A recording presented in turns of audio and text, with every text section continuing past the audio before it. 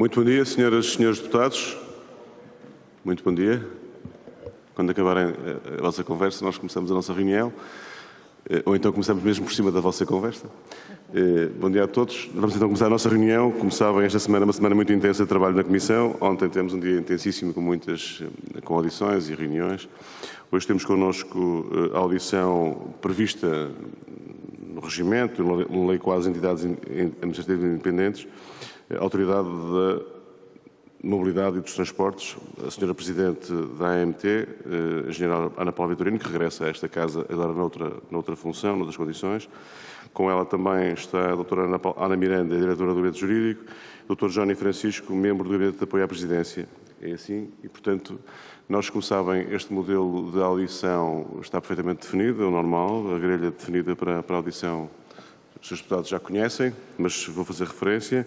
Haverá uma intervenção inicial de 10 minutos pela Engenheira Ana Paula Vitorino e depois haverá um período de uma primeira ronda de questões colocadas pelos grupos parlamentares, com resposta imediata da Sra. Engenheira Ana Paula Vitorino e depois uma segunda ronda e uma terceira ronda eventual. Na altura falaremos sobre isso, para já vamos então avançar com a apresentação inicial. Dava a palavra então à Sra. Presidente da Autoridade da Mobilidade e dos Transportes.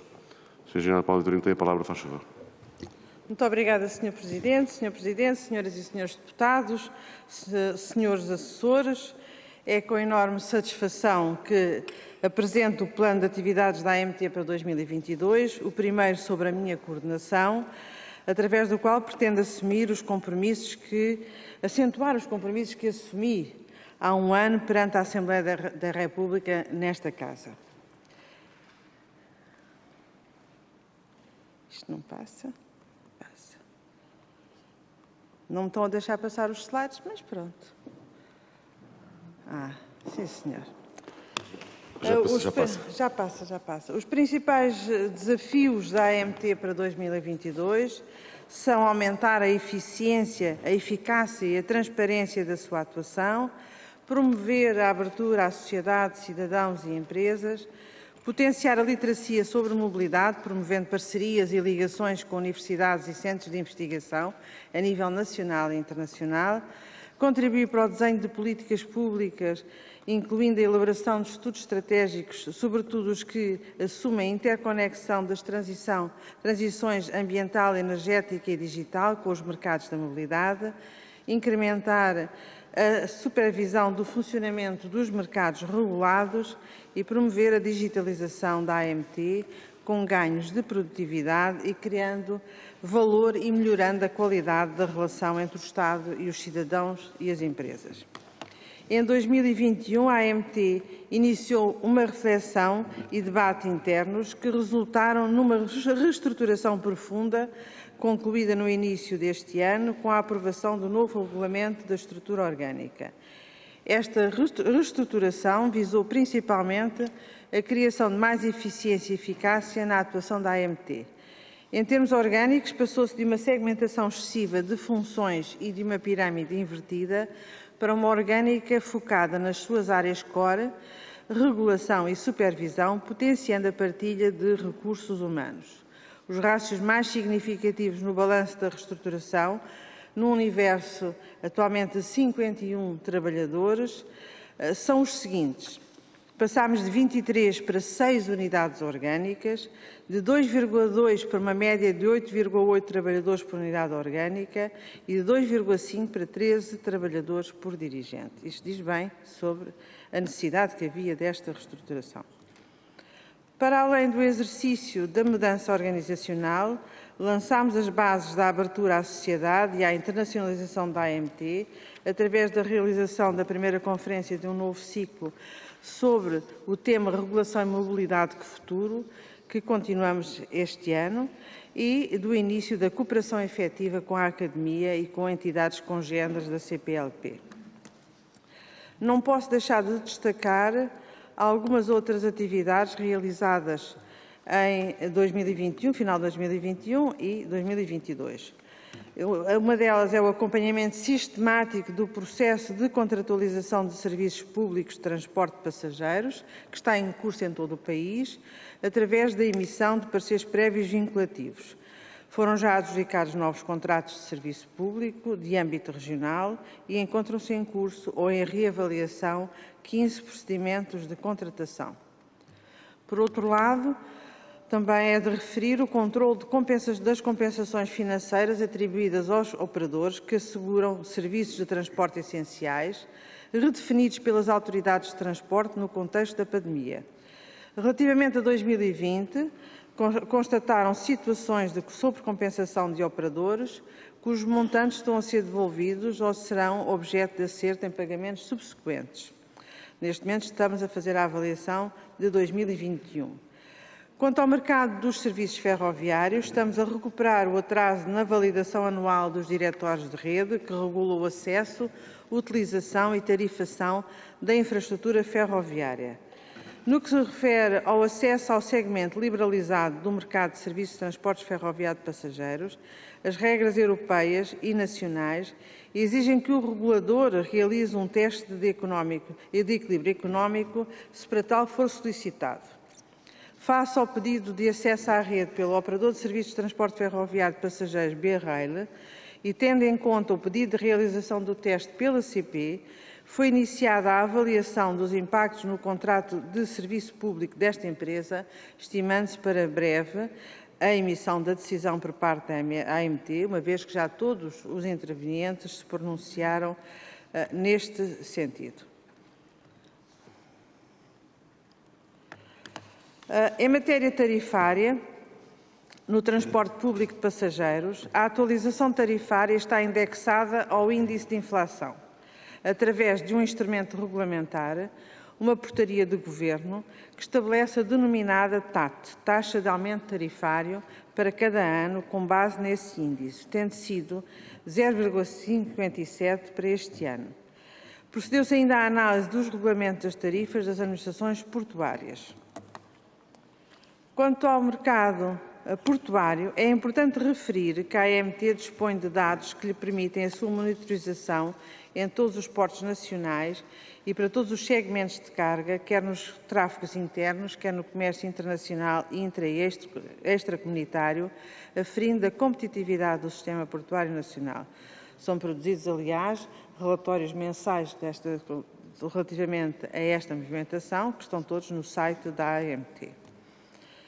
Os serviços de transporte de passageiros em veículos ligeiros são parte integrante do sistema da mobilidade e dos transportes, quer em contexto urbano, quer em áreas de baixa densidade populacional.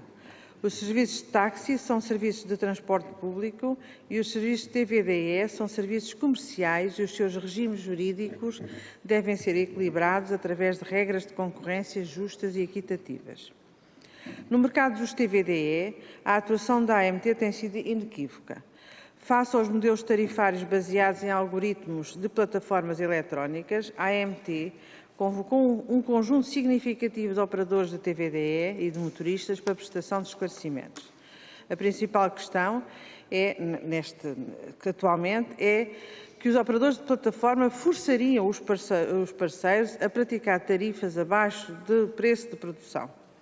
E também, naturalmente, as relações laborais que existem dentro do sistema.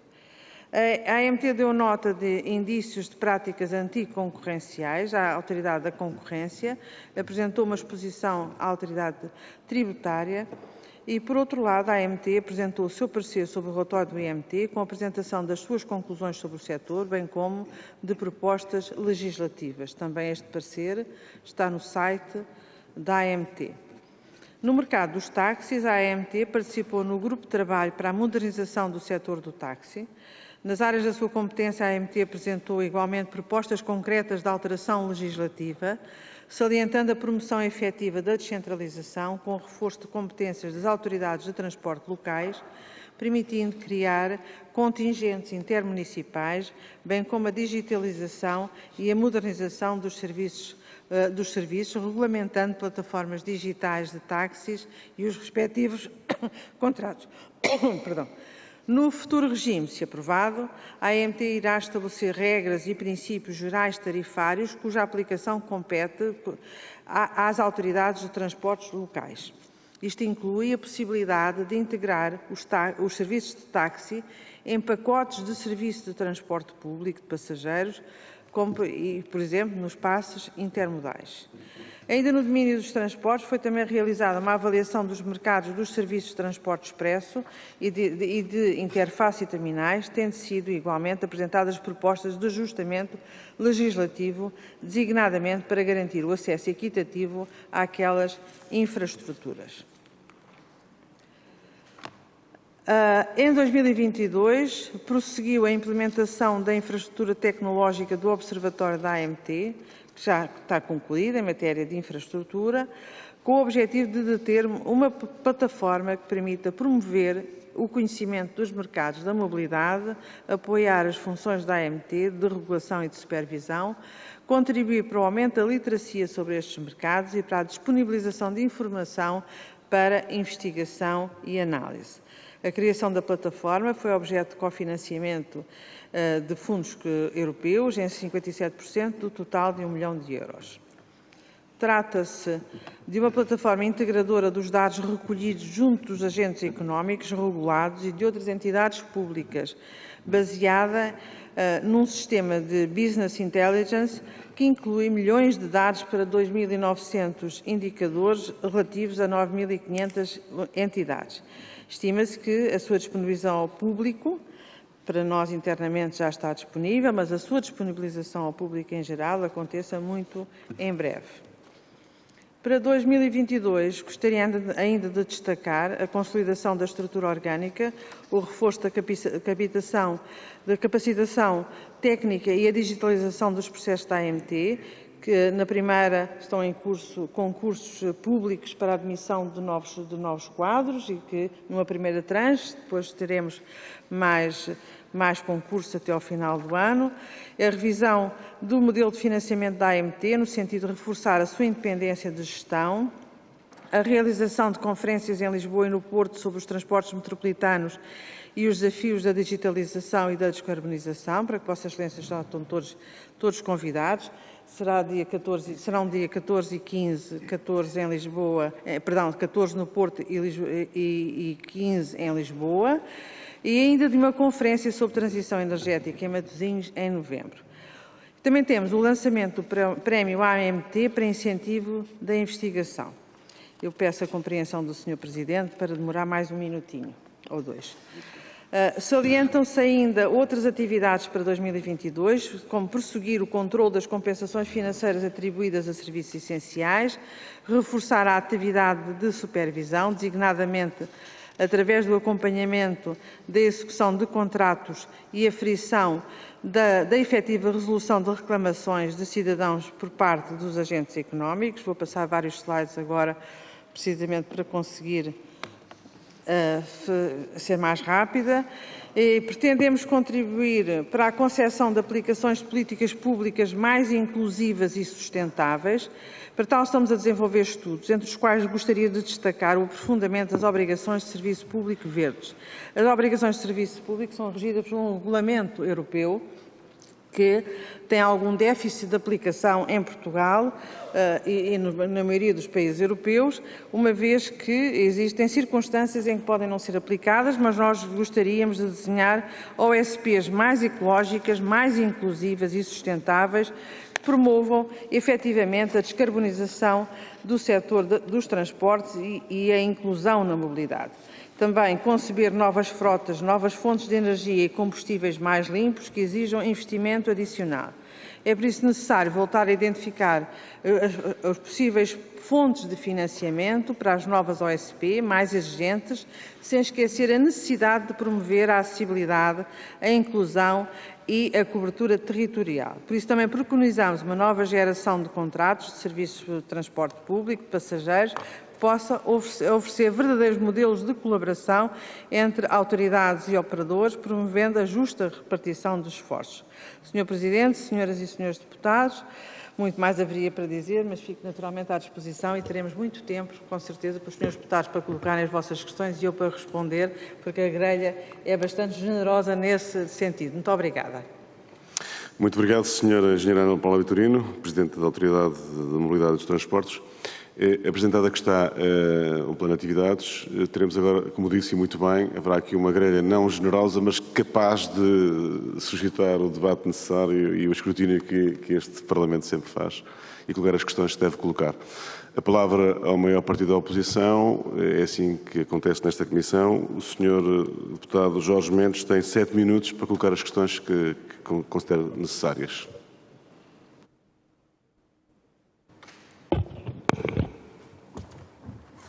Muito obrigado, Sr. Presidente. Queria cumprimentar a Sra. Presidente da AMT, a Sra. Engenheira Paula Vitorino e a sua equipa, e caras e caros deputados. Sra. Engenheira, agradecer também a apresentação que fez.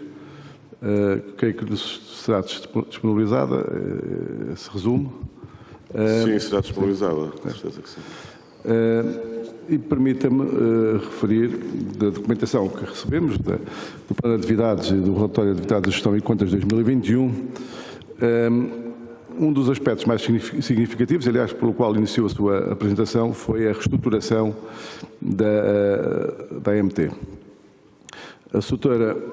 Falou da nova orgânica e eu vou-lhe ler aqui algumas passagens do discurso escrito que estão aqui no plano de atividades para 2022. A Sra. Diz que termina esta mensagem agradecendo a colaboração inestimável de todos aqueles que todos os dias trabalham na AMT. Depois refere que em 2022 foi concluída a reestruturação da AMT, iniciada em finais de 2021, que envolveu uma alteração significativa da estrutura orgânica, por se ter considerado que a anterior estrutura potenciava impactos negativos no funcionamento interno desta autoridade e no seu alcance e eficácia externa. Eu gostava que nos pudesse explicar que, digamos, que constrangimentos negativos existia da estrutura anterior que impediam de concretizar, digamos, as competências estabelecidas em lei da autoridade deste regulador. E disse também que foi uma reflexão conjunta iniciada um mês após o início de funções, que permitiu criar uma nova orgânica mais ágil e menos dispersa, que implicou a extinção e fusão de unidades orgânicas e o reforço de áreas core com os quadros internos existentes. Portanto, quando se procede a uma reestruturação orgânica, o objetivo é fazer diferente para melhor. Nunca é para pior, como é óbvio. A Sra. Engenheira fala várias vezes que houve uma reflexão conjunta, uma partilha de experiências, mas houve uma alteração de desfias e funções. E, como é óbvio, em qualquer instituto público ou uma empresa privada, quando há uma alteração da estrutura orgânica, claro que nem sempre o clima é o mais abonatório, portanto, há sempre algum mal-estar interno. E a questão que colocava nesta matéria é se, ao longo deste processo, foi tudo pacífico, como parece fazer crer, se houve um envolvimento ativo na tomada de decisões, não digo as decisões finais, mas ao longo do processo de reestruturação pelos colaboradores, se essas alterações de chefias, as novas chefias, obedeceram a critérios de competência e experiência na AMT, e se existiu, isso é uma notícia que veiculei na comunicação social, alguma redução de vencimentos dos colaboradores desta entidade reguladora. Porque, como também diz a Sra. Engenheira, um mau ambiente interno, algumas quesilhas internas, para uma entidade reguladora, cujos quadros dos 59 colaboradores, 55%, mais de metade, estão contratados ao abrigo da cedência de interesse público, não é? Podem voltar sempre ao quadro de origem, a não ser que, de uma vez por todas, possam passar para a AMT. E podem sempre voltar ao quadro de origem e, de um momento para o outro, a Sra. Engenheira pode ficar sem recursos humanos. Embora sabendo que para 2022 há uma necessidade de reforçar os quadros, em especial os quadros técnicos, porque neste momento, com o atual quadro pessoal, digamos que há 1/3 do quadro que está por preencher. Se houver uma saída por qualquer motivo, de alguns dos quadros atuais, o esforço de contratação tem que ser superior em 2022 e nos próximos anos. E, portanto, gostava que nos pudesse elucidar qual é a sua perspectiva, se conta com todos, se todos são precisos, se, entretanto, nestes 6 meses houve saídas não previstas e como é que está o processo de recrutamento nesta matéria. Depois, em relação ao plano para 2022, que foi aí de forma com alguma profundidade apresentado, há 2 áreas que eu gostava que também nos pudesse aqui reforçar com mais informação. Uma é a problemática dos táxis e dos TVDs. Nós andamos há muitos anos com isto, Sr. Engenheiro.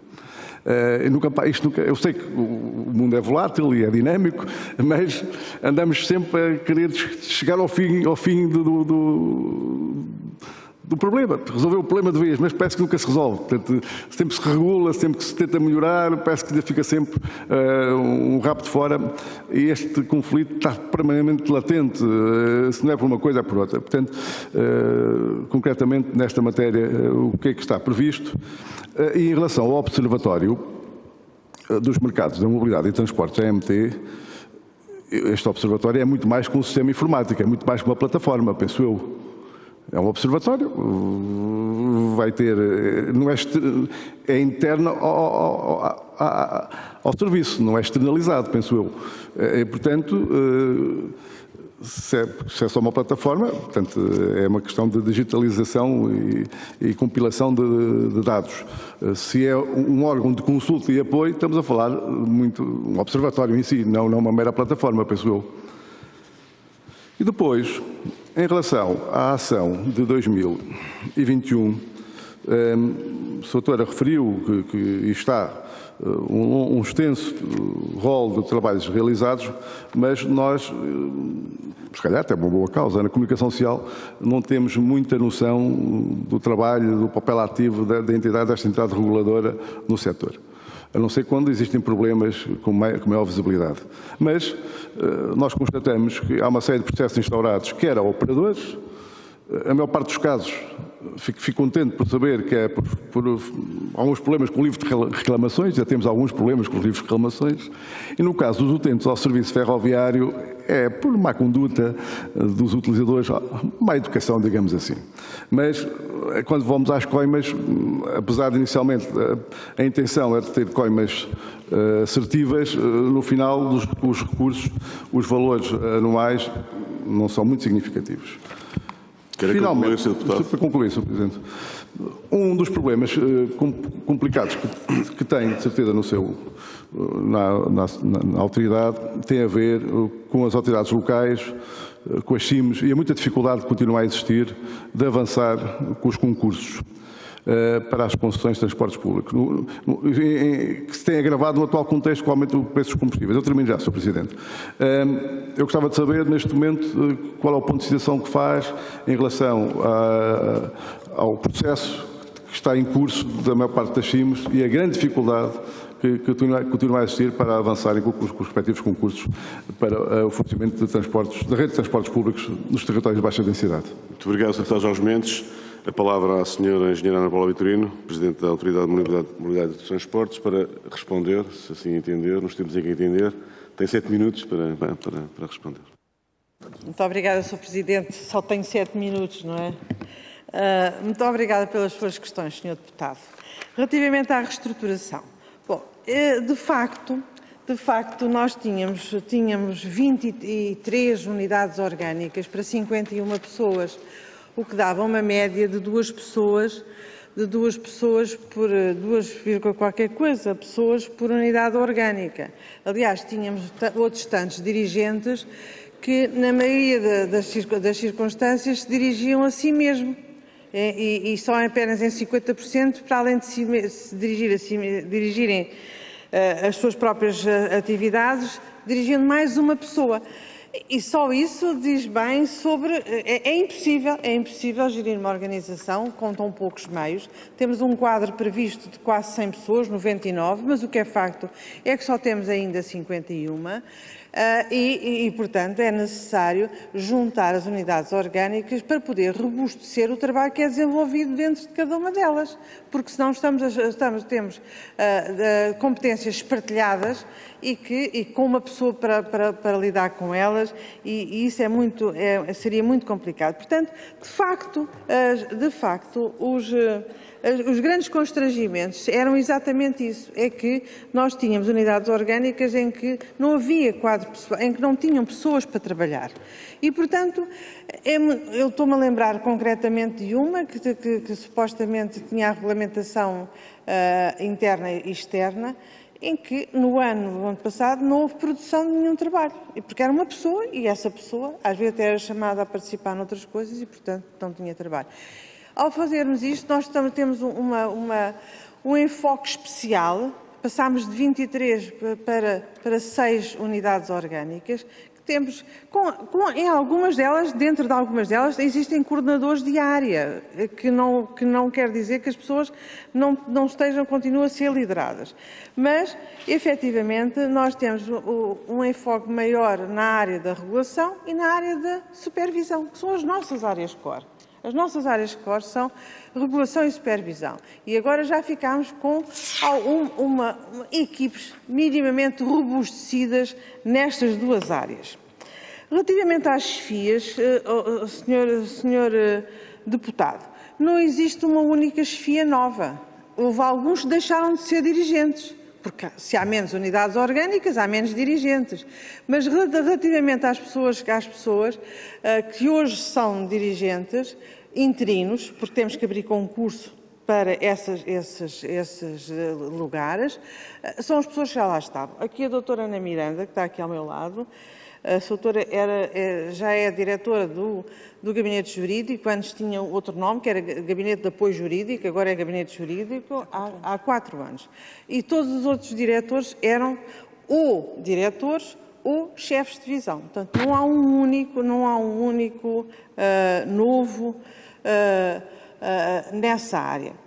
E mais, eu gostaria também de dizer que, em termos de saídas, nós tivemos 3 saídas o ano passado, uma de um motorista que estava em baixa e entendeu deixar a AMT, e outras 2 pessoas que eu não pude contrariar a saída, porque uma delas foi para vice-presidente do IMT, e a outra foi para responsável para a área dos sistemas do PRR. Portanto, enfim, que eu podia ter dito que não, mas sendo tão importante essa ferramenta, foi a única pessoa que autorizámos a sair. Este ano já saiu uma outra pessoa que era quadro da Câmara Municipal de Lisboa, e que foi desafiada pelo Presidente da Câmara, pelo Engenheiro Carlos Moedas, para ir trabalhar diretamente no gabinete dele, e a senhora veio-me dizer que não era nada contra a AMT, mas que naturalmente no seu lugar de origem tinham uma hipótese de crescimento e, portanto, são estas as pessoas que saíram. De resto, todas as outras pessoas estão a trabalhar com maior assiduidade, e mais envolvidas nos vários processos. Agora, focou uma questão que me parece extremamente importante, que é a questão da precariedade do vínculo à AMT. Precariedade no sentido em que a maior parte das pessoas estão em acordo de cedência e, como tal, os acordos de cedência são acordos tripartidos, a maior parte desses acordos são com o IMT, portanto, em que o IMT, o trabalhador e a AMT, a qualquer momento, qualquer destas pessoas, qualquer destas entidades, pode quebrar o vínculo. E daí nós ainda maior necessidade e urgência nos concursos públicos que neste momento estão a decorrer. Nós entendemos fazer primeiro um pacote relativamente ao reforço dos juristas e gestores, e na área financeira e económica, e depois iremos abrir outro concurso assim que este esteja finalizado. Aliás, já foi feita a análise da admissibilidade, já está a ser feita a análise curricular e as entrevistas decorrerão nas próximas não na próxima semana, mas na outra a seguir, e para que possamos em setembro iniciar um outro concurso aqui para as áreas mais operacionais, nomeadamente para a área dos sistemas, que é necessário por causa do observatório e, enfim, outras coisas, para a área do planeamento de transportes, para fortalecer a capacidade da AMT de prestar aquilo que também é a sua competência, apoio, quer à Assembleia da República, quer ao Governo, no sentido de emitir pareceres sobre variedíssimas coisas, pareceres que são independentes e, portanto, também precisamos de reforçar. E, por isso, sim, não só porque é preciso reforçar valências na AMT, mas também porque, por um lado, queremos dar oportunidade, se as pessoas que lá estão por estes acordos quiserem, podem concorrer e estarão em pé de igualdade com outras pessoas que venham de outros sítios e, portanto, não é só para aumentar o tipo de competência, mas para aumentar a relação, para melhorar a relação, pessoas da casa com vínculo direto à AMT, relativamente às outras pessoas que estão em acordo de assistência. Eu vou só responder a mais a questão do observatório. O observatório é, de facto, um instrumento que vai muito para além do repositório de informação. De facto, também tem essa componente em que nós estamos a recolher já informação de vários anos, estamos neste momento a recolher junto de cerca de 10 mil entidades, informação desde 2015 até agora, e aquilo que se pode fazer com essa informação são várias análises, as análises desde o banal volume de tráfego, as expectativas dos clientes, as reclamações, tudo isso pode ser analisado. E o nosso objetivo é agora, assim que esta fase estiver acabada, iniciar uma segunda fase do observatório em que seja em tempo real. Agora, nós temos análises dinâmicas, temos com certeza, podemos fazer as análises dinâmicas, mas queremos ir mais longe. E o mais longe não tem prazos, poderá ser 1 ano ou 2, mas o ir mais longe é poder utilizar aquela ferramenta em tempo real, ou seja, poder também ser utilizada para a gestão das próprias empresas e para a gestão das entidades públicas relativamente às suas políticas. Enfim, muito obrigado. Muito obrigado, não respondi a tudo, mas... Terá sempre mais tempo para responder nas outras questões que forem colocadas. Haverá sempre aqui tempo para respostas necessárias e importantes. Cabe agora a palavra ao parlamentar do Partido Socialista, o deputado Hugo Carvalho, tem 7 minutos para colocar as suas questões. Muito obrigado, Sr. Presidente. Começo, obviamente, a cumprimentar a Autoridade de Mobilidade e Transportes, na pessoa da sua Presidente, a Engenheira Ana Paula Vitorino, cumprimentar os demais elementos desta entidade e dizer que é uma pena que nós não possamos comparar, uma pena, mas que é alheia, obviamente, à AMT, que nós não possamos comparar tudo aquilo que são os dados e os históricos daquilo que é as transformações, nomeadamente ao nível de transporte de passageiros, no que diz respeito ao sistema de mobilidade e transportes, porque esta pandemia trouxe-nos aqui um interregno de 2 anos que não nos permite, de forma objetiva, termos aqui uma linha temporal que agora nos pudesse fazer aqui dar uma radiografia maior daquilo que foram as transformações de algumas políticas públicas operadas neste setor. Em todo caso, não tendo esses elementos ou este intervalo comparativo dos anos da pandemia, começamos a entrar numa fase em que nós podemos comparar estes dados, os dados de 2022 com os dados de 2019 e perceber aquilo que está a acontecer no âmbito da política de mobilidade, em particular naquilo que foram os grandes instrumentos de políticas públicas de incentivo à mobilidade, os programas de apoio à redução tarifária e de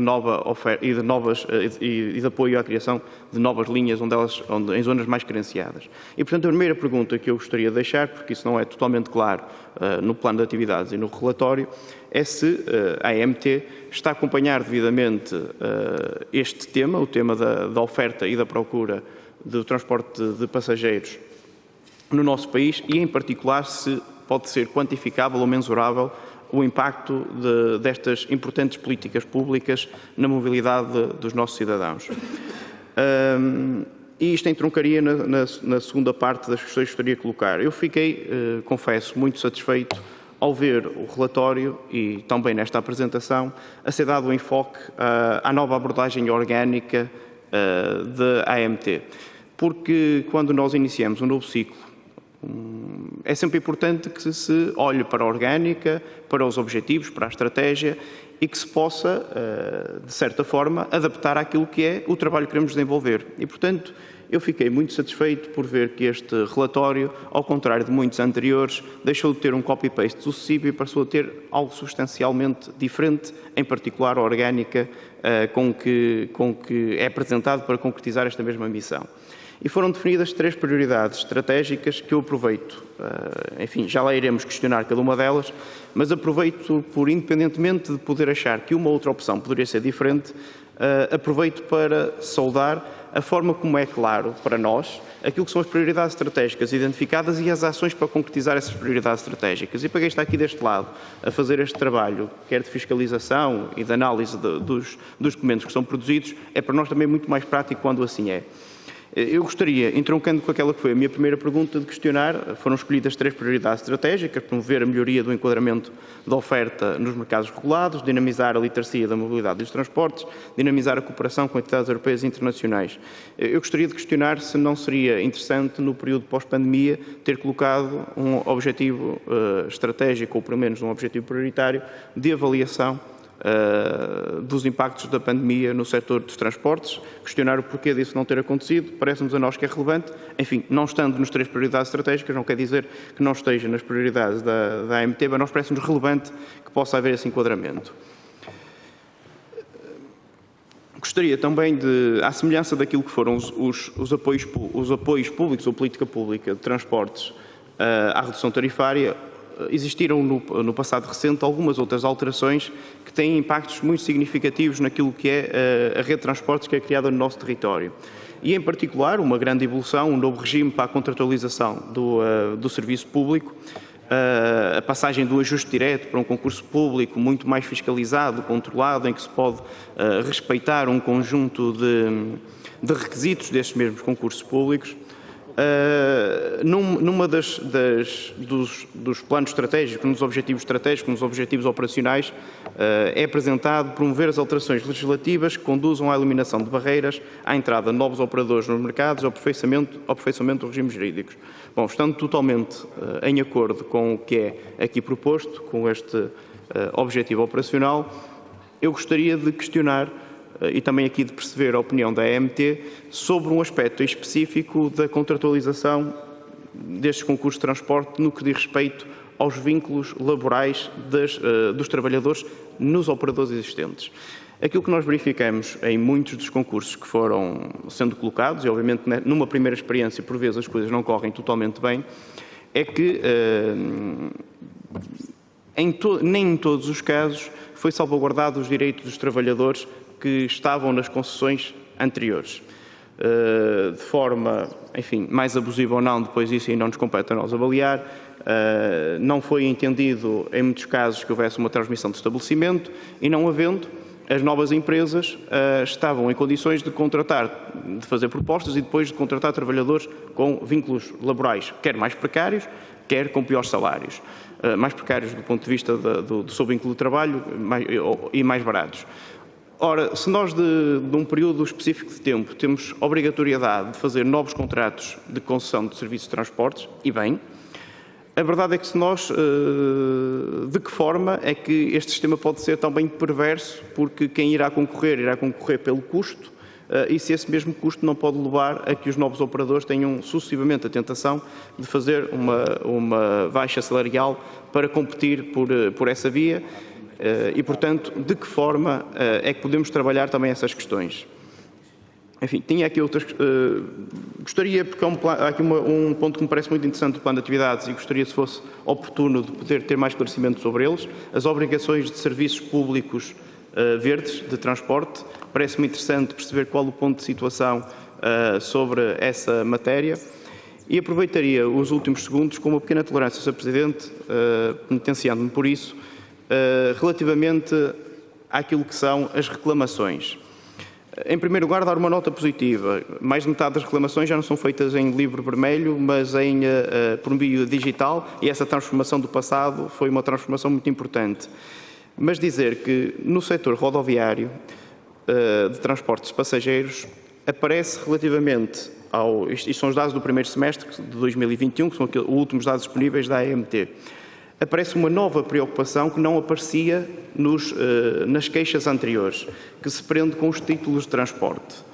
Eu gostaria de perceber se há alguns dados agregados que nos permitam perceber o que é que existiu de novo para que haja, só terminando, Sr. Presidente, para que haja esta preocupação nova dos títulos de transportes e se isto tem alguma coisa a ver com a falta, em alguns casos, problemas de espaços intermodais.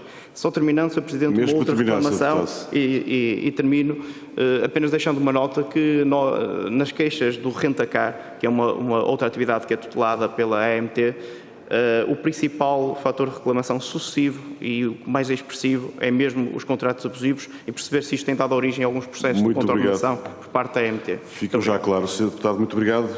Sr. Engenheiro Paulo Vitorino, para responder, por favor, tem 7 minutos. Muito obrigada, Sr. Presidente.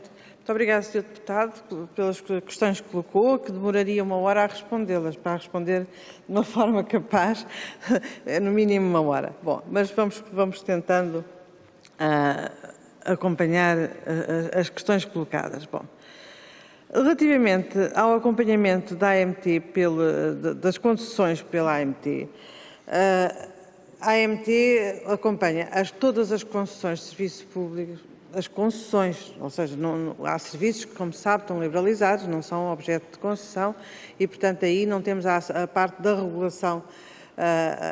Está mais simplificada, temos apenas a parte da supervisão, mas regulação e supervisão. Em matéria antes do contrato para definir as regras, quem define as regras é a AMT e a AMT tem que dar um parecer prévio que é vinculativo relativamente aos procedimentos contratuais.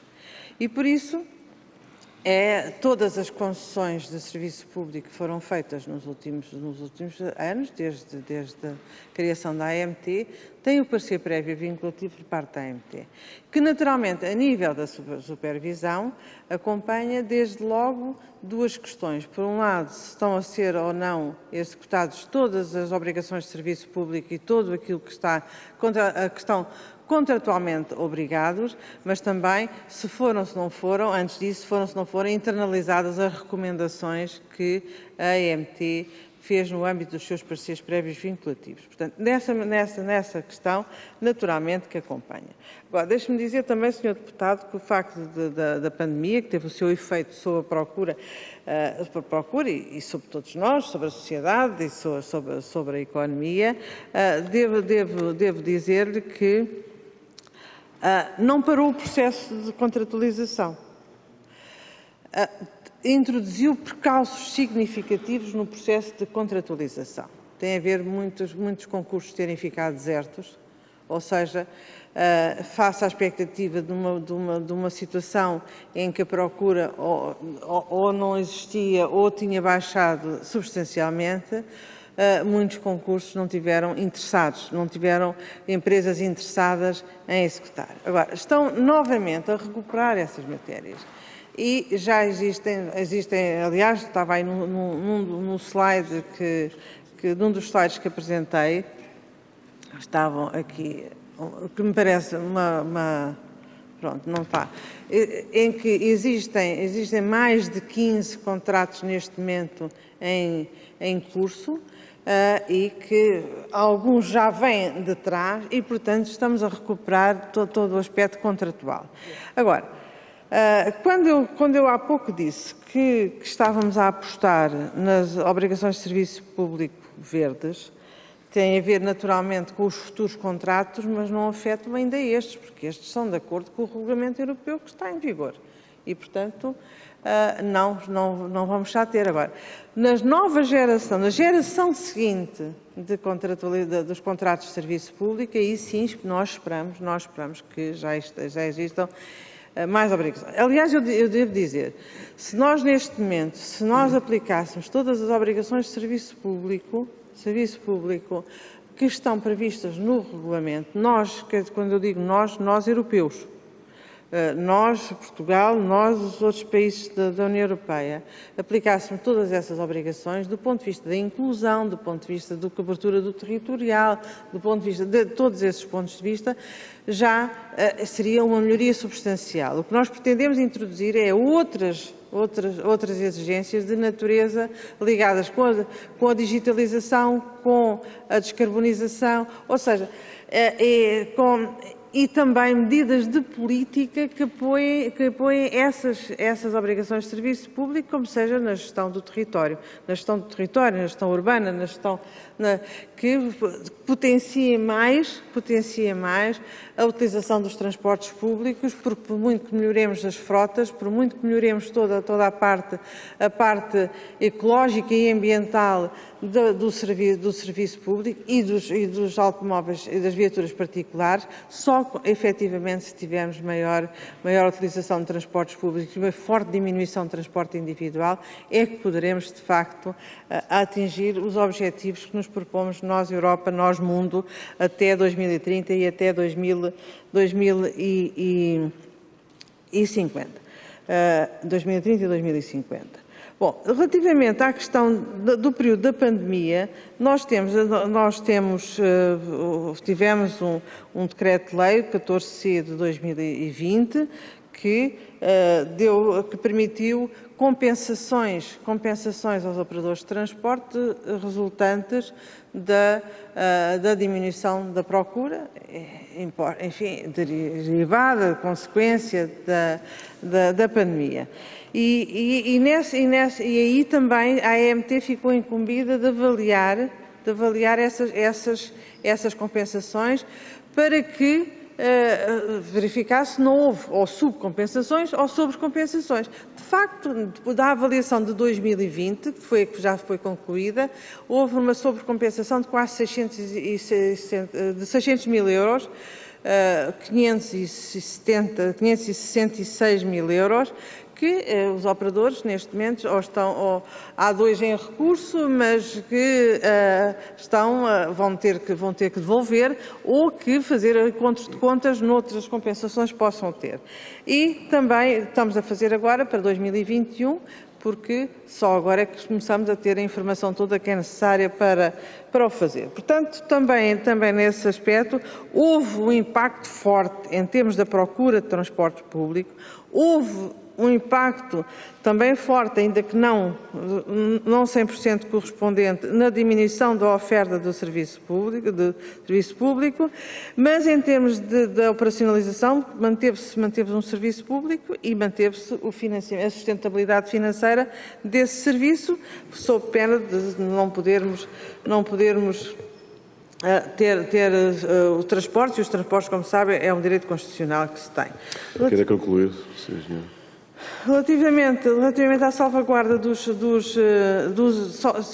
parece-me uma questão bastante importante dos direitos dos trabalhadores quando existe mudança de operador, porque aquilo que está em causa é que nós não podemos ter eternizado sempre o mesmo operador, porque são operadores privados e porque não são incumbentes e porque estão sujeitos a uma concessão que tem um determinado período e, portanto, de X em X anos lá teremos nós os nossos concursos. Agora, as pessoas que estão afetas às concessões fazem parte do estabelecimento da concessão. E o estabelecimento da concessão é transmitido quando da mudança de operador. À partida, estão garantidos os direitos dos trabalhadores. Se não houver essa garantia, tem que ser objeto de supervisão enfim, se de facto não tiver sido sido salvaguardada essas garantias, teremos que atuar do ponto de vista do controle de nações. Muito obrigado.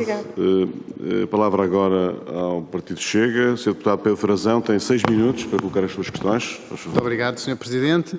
Sr. Presidente, Srs. Deputados, Sra. Presidente Engenheira Ana Paula Vitorino, cumprimento-a em nome do meu grupo parlamentar e na sua pessoa cumprimento também a Dra. Ana Miranda, o Dr. Jónio Francisco e agradeço-vos por terem vindo hoje a esta Comissão prestar-nos os esclarecimentos devidos e responderem às nossas perguntas.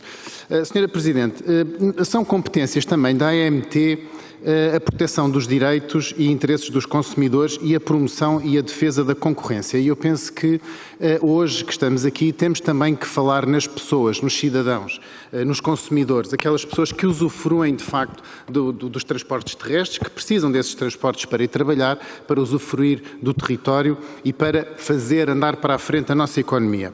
Ora, tendo em conta estas competências e tendo em conta os interesses dos consumidores, os interesses dos nossos cidadãos, nós temos que observar que existe uma litigância permanente entre os condutores e os utilizadores das scooters.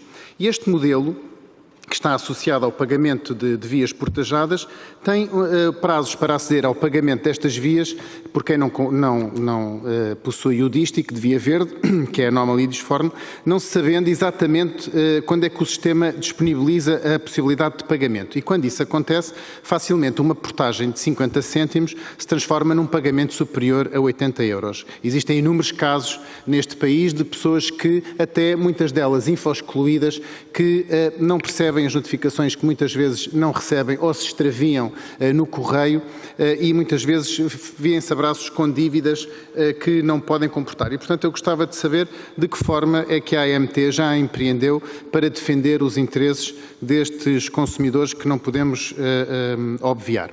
Depois também gostava de ouvir a Sra. Presidente um pouco sobre a informação relativa aos contratos de concessão das PPPs rodoviárias e às verbas que todos os anos o Estado, isto é, todos nós, todos os portugueses, pagam a estas concessões a vários níveis e por diversas razões, que são, na nossa perspectiva, totalmente incompreensíveis e que não são devidamente transparentes. Aliás, tem sido objeto de inúmeras peças jornalísticas, até nas televisões nacionais. Portanto, o que é que a AMT tem feito ou pode fazer no sentido de tornar esta informação sobre os contratos mais transparente e mais que proteja mais o erário público e os próprios consumidores?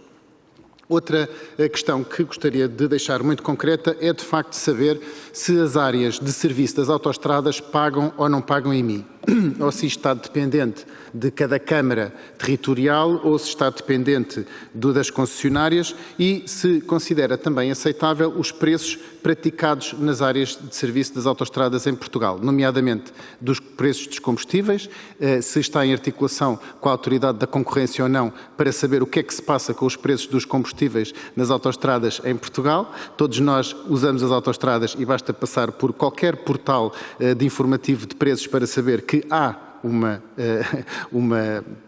cartelização de preços, não se percebe porque é que isso não é dirigido neste país, tanto dos combustíveis, dizia eu, como das comodidades. Portanto, as comodidades que são vendidas nas autoestradas são a preços completamente inflacionados. Isto chama-se, eu diria mesmo que é mesmo o velho ditado do ir roubar para a estrada, ou se isto é de facto uma medida de promover a visita aos territórios e promover o desenvolvimento económico dos territórios mais interiores, porque eu conheço muitas pessoas que de facto saem das autoestradas para tomarem a sua refeição e para fazerem outras atividades e até para abastecer combustível quando vão em viagem, porque, de facto, os preços praticados são proibitivos.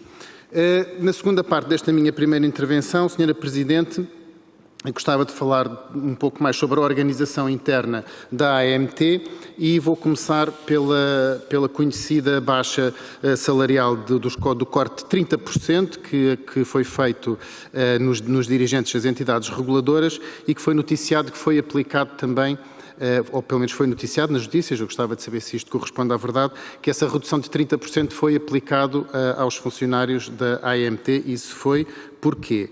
E se foi aplicada essa redução salarial, como é que a Sra. Presidente justifica que no seu relatório de atividades, nomeadamente na página 34, onde vemos uma tabela com a natureza dos gastos da AMT, se de facto se houve essa redução salarial, como é que logo a primeira linha, remunerações e incentivos, sobe? Portanto, temos 5.867.000 euros em 2021 e prevê-se 6.192.000 euros em 2022. Portanto, um acréscimo de 5,54%. Se houve uma redução salarial, como é que pode haver um aumento de remuneração e incentivos.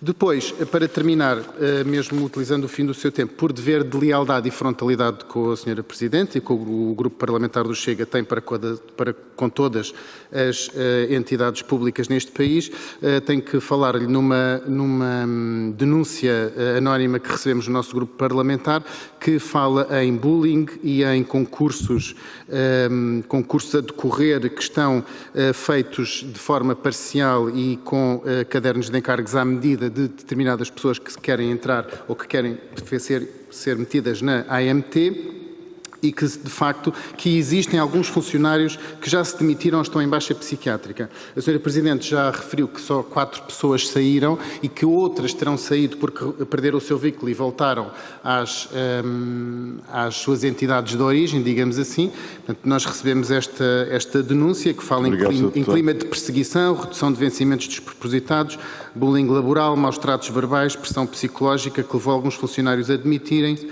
e a terem baixas psiquiátricas. Portanto, gostava de saber qual era a pertinência desta denúncia. Muito obrigado. A palavra à Sra. Engenheira Ana Paula Vitorino, Presidente da AMT, para responder. Tem 6 minutos. 6? 6 minutos. Ao mesmo tempo que o Grupo Parlamentar do Chega. Pronto. Bom, eu vou começar pela última questão, pela bizarria que representa. Ao Sr. Deputado, mas agradeço mesmo porque eu tínhamos esquecido de introduzir este assunto na minha intervenção. E é importante que fique esclarecido. A única pessoa que teve a redução de vencimento na AMT fui eu, que neste momento até ganho menos, mas é da ordem dos 40%. Ganho menos que o meu vice-presidente e que a minha vogal, porque ainda tem uma nomeação anterior ao Decreto-Lei de 2017, em que eu, por acaso, participei, porque estava no Conselho de Ministros, em que reduziu os vencimentos das entidades reguladoras. E por isso, fui, eu não diria vítima, mas usufruí dessa redução e, portanto, ganho menos de 40% que o meu antecessor. E menos de 30% que o meu vice-presidente e menos 20%. Bom, agora... Como? Mesmo assim não é mau, é pior do que aquilo que recebe um deputado da Assembleia da República, sem exclusividade e eleito pelo Distrito Eleitoral do Porto. Portanto, recebo hoje menos em termos líquidos do que aquilo que recebia como deputado nesta casa, mas acho que este lugar é um lugar que, de facto, é muito, muito importante e que acho que está de acordo com aquilo que é a minha carreira, a minha formação e aquilo que eu posso dar ao país e por isso... Sim. Agora, os ordenados, vamos começar, funcionários. Os ordenados dos funcionários, daqueles que têm contrato individual de trabalho, naturalmente não foram alterados. Dos restantes foram feitos ajustamentos por comparação, porque, para lhe dar uma ideia, havia engenheiros com 30 anos de experiência e um currículo bastante robusto. Eu estou a falar de pessoas que já lá estavam. Ou seja, não são admissões feitas comigo como Presidente, em que houve, por comparação com jovens recém-licenciados com 2, 3 anos de curso e que tinham um vencimento superior, foi feito um ajustamento, mas não houve nenhuma descida de nenhuma remuneração superior a 300 euros, nem foi feita nenhuma subida superior a 400 euros. Foram feitos ajustamentos e que nem de longe nem de perto atingem os 30% e muito menos os 40%. Não. Só estou a dizer que neste momento nós temos um racional, em que, por exemplo, os dirigentes, existe um racional o vice-presidente ganha 90% do presidente e o vogal ganha 80% do presidente. isso nós não temos nada a ver temos a ver com isso na medida em que nos afeta a nós, mas não é fixado por nós, é fixado por uma comissão de vencimentos de acordo com a legislação. Agora, foi fixado o mesmo racional para estabelecer os lugares de dirigentes, isto é, nós temos os dirigentes máximos neste momento, os dirigentes máximos da Casa, neste momento em que temos a ganharem cerca de 42% mais dos que os diretores-gerais da função pública e sem redução de vencimento relativamente ao que estava. A única coisa que fizemos é que nas novas admissões, o máximo que na carreira ganham não pode representar mais do que 90% dos dirigentes. Isto é, o máximo para as novas pessoas que entram são 4.000 euros na carreira técnica, ao contrário de existiam mais 3 pessoas a ganhar mais do que isso, e todas continuam a ganhar mais do que isso. E porquê? Porque temos a pessoa que ganha mais, não vou dizer o nome, por causa da proteção de dados, na AMT ganha cerca de 6.600 euros e continua a ganhar 6.600 euros, e depois existem pessoas a ganhar uma pessoa a ganhar 4.600, enfim, pronto, o tempo, é verdade, o tempo. Mas que gostaria, mas de qualquer forma, Sr. Deputado, eu sugiro, porque nós somos dos poucos reguladores que têm isto no nosso site, nós temos a grelha salarial dos funcionários em geral e a grelha salarial dos dirigentes. E devo dizer que não é nada mau, pelo menos eu acho que não.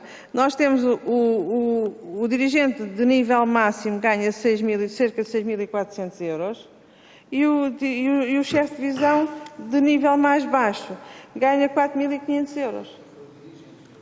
Os outros funcionários, devo dizer que não existe nenhum funcionário da AMT que ganha menos de 1.200 euros. Nós, na tabela, admitimos agora os 800 euros para, de alguma forma, coordenar com as tabelas da administração pública, mas o facto de estar na grelha não quer dizer que exista alguém que ganhe. Ou seja, de facto, nós baixámos bastante o nível de entrada, mas não baixámos o nível às pessoas, é a grelha.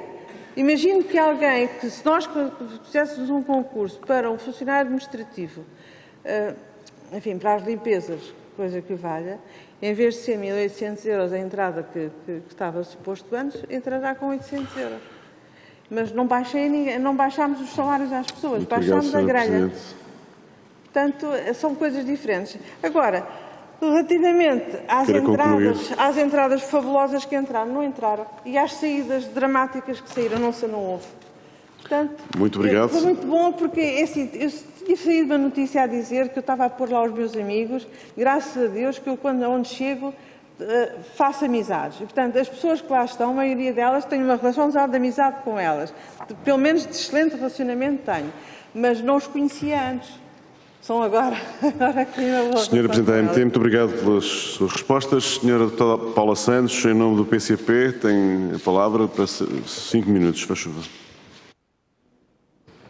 Muito obrigado, Sr. Presidente. Cumprimento a Sra. Presidente da AMT. Gostaria também de colocar aqui duas questões. Duas matérias. Uma primeira sobre o regime jurídico da atividade de transporte individual de passageiros em veículos descaracterizados a partir das plataformas eletrónicas. A Lei 45/2018 fazia referência que, em articulação com o IMT, foi-se elaborado um relatório final e depois submetido com o IMT, depois submetido a parecer da AMT. A Sra. Presidente deu agora conta que esse parecer já é público, tive a oportunidade de ver, foi publicado ontem, não tivemos a oportunidade de o analisar. Tínhamos informação de que já esse parecer tinha sido aprovado desde fevereiro de 2022. Mas as questões relevantes para este processo, aliás, ele já tem todo um atraso, porque este relatório do IMT já deveria ter sido publicado e ser tornado público há mais tempo, mas aquilo que gostaríamos de perceber relativamente à posição que a própria a AMT assumiu neste parecer, porque faz referência a dois aspectos. Aliás, na sua intervenção fez essa referência, o objetivo da promoção de regras de concorrência justa e equitativa neste segmento de mercado, fez referência a essa matéria, e depois a elencagem de um conjunto de propostas de atuação na perspectiva da AMT. Eu pedi à Sra. Presidente que pudesse desenvolver, de certa forma, aquilo que é a perspectiva da AMT relativamente a esta matéria. Mas colocar uma questão ainda sobre o seguinte, porque quando faz referência à promoção de regras de concorrência, eu creio que nesta questão é muito mais que isso, ou seja, as questões da concorrência, aliás, aquilo que nós temos visto na nossa realidade neste setor e em todos os outros setores, é que infelizmente os utentes, os consumidores, têm sido profundamente prejudicados por este dito mercado da concorrência e, portanto, tem sido altamente penalizador esta lógica da liberalização, de facto, aquilo que tem significado, para além de enormes prejuízos para a população, aquilo que coloca também se tem sido, ao longo do tempo, custos mais avultados e problemas que a concorrência e a regulação não têm resolvido. A verdade é essa. Mas aquilo que gostaria de lhe perguntar prende-se com o seguinte, se também há reflexão sobre a defesa dos direitos dos utentes e dos consumidores. O que é que nos tem a dizer relativamente à situação de precariedade de muitos profissionais deste setor, em que se encontram neste setor? Aliás, é público esta realidade e, portanto, gostaríamos que pudesse fazer referência a essa matéria. A segunda matéria que gostaria de abordar prende-se com questões mais internas relativamente à AMT. A Sra. Presidente fez aqui a apresentação de uma forma sintética daquela que foi a reestruturação que realizou nos últimos tempos na AMT. Gostaria só de lhe perguntar se, no quadro da preparação dessa reestruturação, qual é que foi o envolvimento por parte dos trabalhadores do processo de discussão e no quadro das propostas, se foram ouvidos, se foram tidos em conta os seus contributos. A segunda questão que queria colocar prende-se com os trabalhadores, porque foi feita referência a 51 trabalhadores, cerca de metade são cedência de interesse público, o quadro da AMT é mais alargado, há postos de trabalho que não estão ocupados, fez referência que estavam previstos abrir concursos, eu percebi que ainda seria em 2022, gostaria de perguntar o que é que está previsto nessa abertura de concurso e, de facto, se vai haver esse reforço em termos de recursos humanos e ocupação dos postos de trabalho que estão previstos no quadro. E a última questão, sobre esta questão dos salários dos trabalhadores. Aquilo que conhecemos é que houve uma redução dos salários de todos os trabalhadores. E essa é uma questão, de facto, de grande preocupação. E gostaria que pudesse aqui, ouvi atentamente aquilo que já referiu sobre estas matérias, mas se de facto, e estou a falar dos trabalhadores que já lá estavam, não estamos a falar de trabalhadores que tenham entrado, mas de facto é uma situação de grande preocupação e consideramos que não é desta forma que naturalmente se valoriza o trabalho e se valoriza os trabalhadores. Se confirma também que houve alterações nas categorias profissionais e já vi que houve de facto uma revisão da tabela salarial, mas gostaria também de perguntar sobre as categorias profissionais. Muito obrigado, Sra. Paula Santos. Senhora Engenheira Ana Paula Vitorino, para responder, faz favor, 5 minutos. Muito obrigada, Sr. Presidente. Muito obrigada, Sra. Deputada. Relativamente, vou começar pelo fim, tentando ir respondendo a tudo. Relativamente à questão da reestruturação, e é importante que isso seja clarificado, porque a primeira ação, no sentido houve uma recomendação do meu antecessor para que houvesse, de facto, uma reestruturação. E a primeira coisa, a decisão que eu tomei e que propus aos meus colegas e que aceitaram é que fizéssemos um workshop interno para que todas as pessoas, não foram só os diretores, foi unidade orgânica, a unidade orgânica foi feita, se quer saber, até foi na Gar Marítima de Alcântara, foi uma conferência interna, um seminário interno de dia inteiro, em que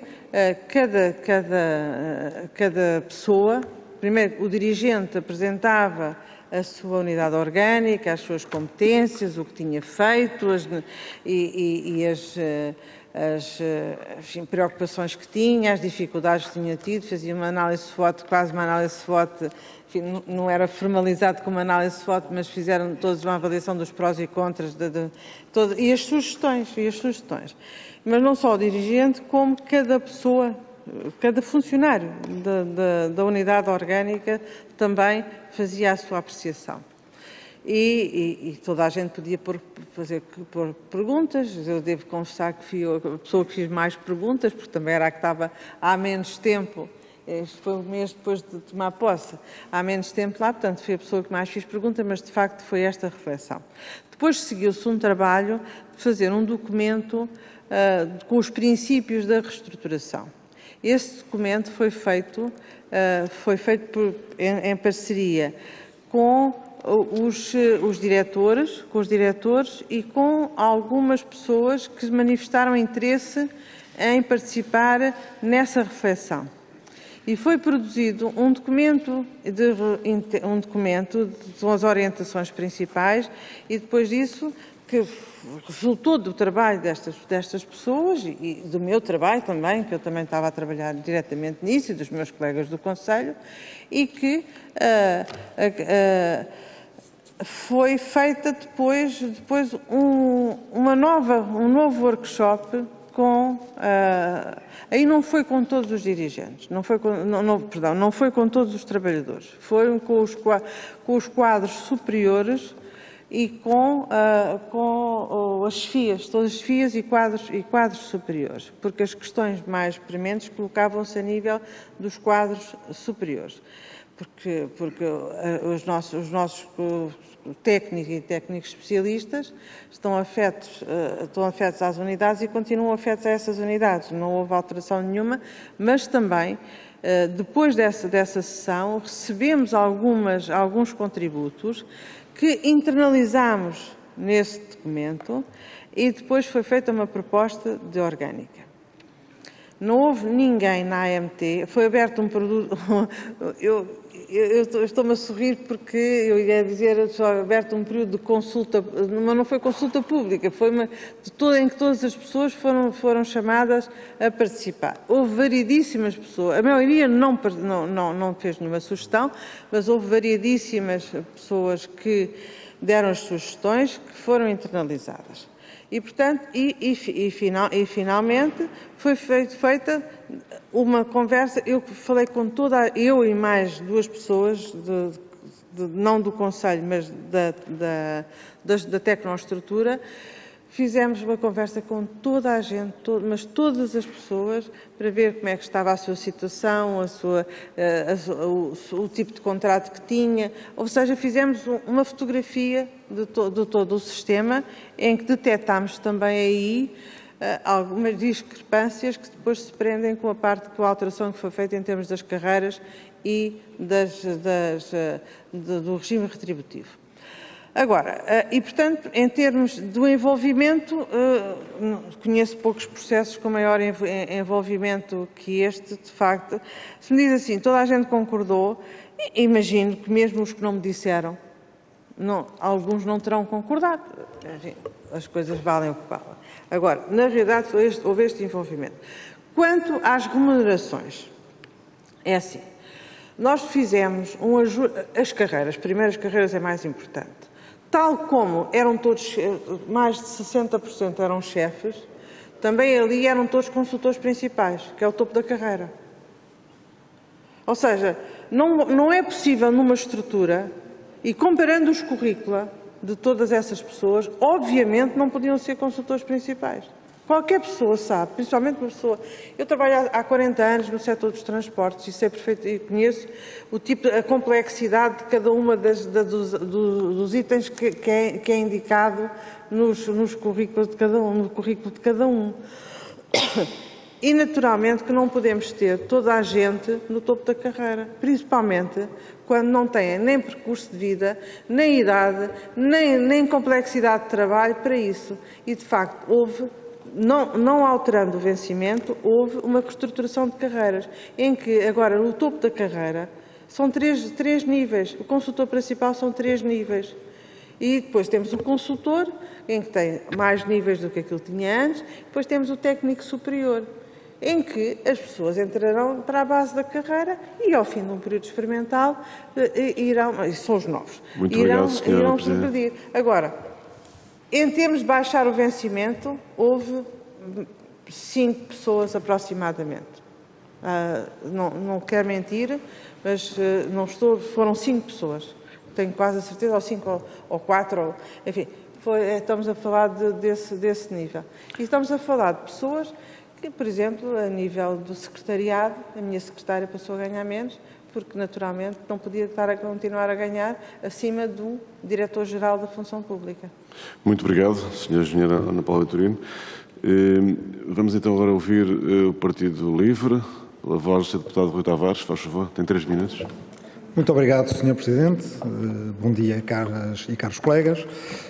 As boas-vindas à delegação da Autoridade da Mobilidade e dos Transportes e à Sra. Presidente Ana Paula Vitorino. Por fascinante que acho o tema da folha salarial da Autoridade, a verdade é que há um mundo lá fora no qual os transportes têm uma importância decisiva e mais ainda depois do dia 24 de fevereiro. Quer dizer, não podemos só dizer que o mundo mudou, temos que, de facto, agir como se ele tivesse mudado. E aqui os transportes têm uma importância decisiva. Eu tenho, no fundo, 2 perguntas. Uma sobre um projeto que a AMT contratou em 2020, que é o do Observatório dos Mercados de Mobilidade, Preços e Estratégias Empresariais.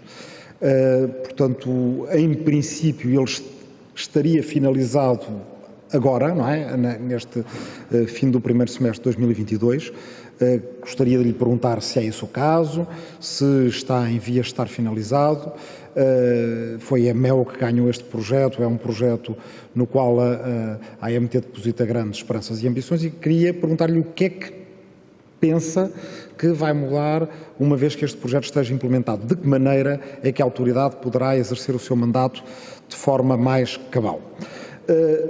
A AMT não tem, esta é a minha segunda pergunta, tem atribuições, portanto, de género regulatório.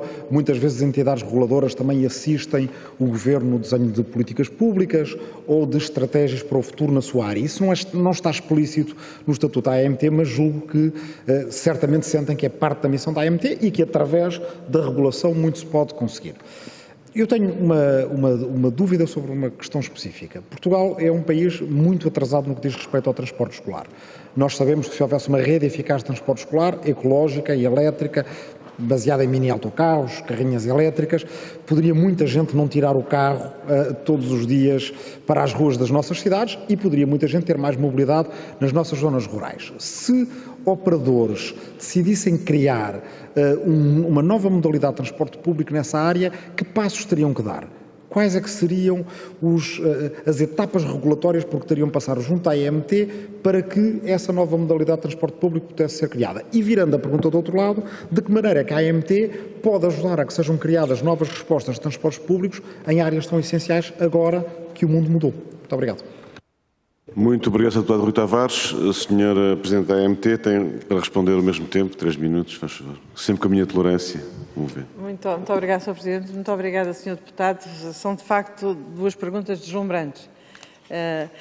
Relativamente ao Observatório, o Observatório, do ponto de vista técnico, está finalizado. Amanhã vai ser a última sessão de apresentação, quer da equipe interna, quer da equipe externa, ao Conselho de Administração e ao resto da Tecnoestrutura, em que vai ser feita uma apresentação. Agora, o que é que falta? Falta toda aquela parte ainda de interação com o mundo em geral, porque neste momento, aliás, eu ontem na preparação desta reunião, pedi que me fizessem alguns relatórios dinâmicos relativamente à evolução da procura, na área ferroviária, à evolução do custo dos passageiros quilómetros transportados, dos comboios quilómetros oferecidos, enfim, de todos os indicadores que eu achei importantes para ter, não para vir aqui discutir isso, porque não estava no âmbito desta audição, mas para ter uma informação mais clara da evolução do setor dos transportes. E isso é algo que eu espero que até ao final do ano, antes do final do ano, mas o compromisso institucional é até ao final do ano, que o Sr. Deputado também o possa fazer. Entrar no sistema e ver ou solicitar essa participação, essa informação. Ou seja, é de facto um instrumento para todo o setor dos transportes e para os seus utilizadores, e para os seus investigadores, e para os seus decisores políticos, ou todos os interessados poderem ter um instrumento de ver qual é a oferta, qual é a procura e em que moldes é que isto é produzido e como é que isso se traduz em termos das suas implicações sobre a sociedade. Bom, agora, mas o objetivo não é ficar por aqui, porque o objetivo é ter um instrumento ainda mais dinâmico que esse e que nos permita ter influência sobre a gestão da decisão no dia-a-dia. Ter informação em tempo real. Não ter só informação sobre um mês, sobre um trimestre, sobre um semestre ou vários, mas ter informação hoje como é que está a situação em termos de implicações ambientais, por exemplo. Quais são as emissões que estamos a fazer? E isso é extremamente importante que tornemos este instrumento mais dinâmico. Como está e como vai ser acessível, é uma inovação brutal em Portugal. Não é só um processo de digitalização da informação disponível, ou seja, não é só pegar nas molhadas, desculpa a expressão, Sr. Presidente, daquela imensa informação que temos e pôr por dentro de uma base de dados. E depois trabalhar um bocadinho. Não, é muito mais do que isso, porque permite fazer análises dinâmicas no sistema de transportes. Mas nós queremos ir mais à frente e queremos transformar isto numa coisa interativa, em que qualquer operador, qualquer utilizador, qualquer investigador possa registar-se no sistema e ter o seu código de acesso ao sistema e, portanto, ter a informação sem ter que passar pelo filtro da AMT. Isto são coisas que me parecem extremamente importantes. Quanto às atribuições, para concluir meio minuto, as atribuições. Nós queremos ir mais além. De facto, a AMT é muito nova, ao contrário de mim. Mas a AMT tem 6 anos, portanto, não apostou, ao longo destes 6 anos, em consolidar equipes, know-how interno, para fazer o básico das suas atribuições. E o básico das suas atribuições é muito. Tem a ver com o acompanhamento dos contratos, tem a ver com toda essa matéria. Mas nós queremos ir mais longe. E o mais longe é também dar contributos válidos. São só contributos, nós não somos legislador nem queremos ser. Mas são contributos válidos para a definição de políticas e, portanto, também dar contributos e pareceres a nível do planeamento. Que neste momento não temos ainda capacidade residente para o fazer na sua plenitude, mas que nestes processos de contratação de pessoal que estamos a fazer, estamos a procurar também ter essas valências. Muito obrigado, Sra. Engenheira Paula Vitorino, pela sua intervenção. Tive mesmo que interromper, porque realmente a tolerância... Muito bem. Vamos então, concluída que está a primeira ronda, temos agora uma segunda ronda, em que cada grupo parlamentar tem 3 minutos para a sua intervenção e depois a resposta será em conjunto. E, portanto, darei a palavra ao PSD, ao Sr. Deputado Jorge Mendes, tem 3 minutos para a sua intervenção, para colocar as questões. Faz favor, Sr. Deputado. Muito obrigado, Sr. Presidente. E 2 ou 3 temas para reflexão e questionamento à Sra. Engenheira. Sra. Engenheira, tirando as áreas metropolitanas de Lisboa e Porto, e nestas, no passado, nem todos os municípios, onde podemos identificar a essência de uma rede de transportes públicos, na maior parte do país nunca existiu uma rede de transportes públicos, existiram carreiras que foram sobrevivendo com o apoio dos municípios e muitas delas com a junção do transporte escolar em simultâneo com a carreira pública. Caso contrário, essas carreiras iam sendo eliminadas e chegámos a um ponto nos últimos anos em que quase que os municípios tinham que subsidiar os operadores para eles manterem a carreira. Com a criação das autoridades locais e depois passaram para a supervisão das respectivas CIMs, tem havido muita dificuldade nesses territórios de avançar com os concursos. Para as concessões, para criar uma rede de transporte público, a nível distrital, por exemplo, ou de uma região.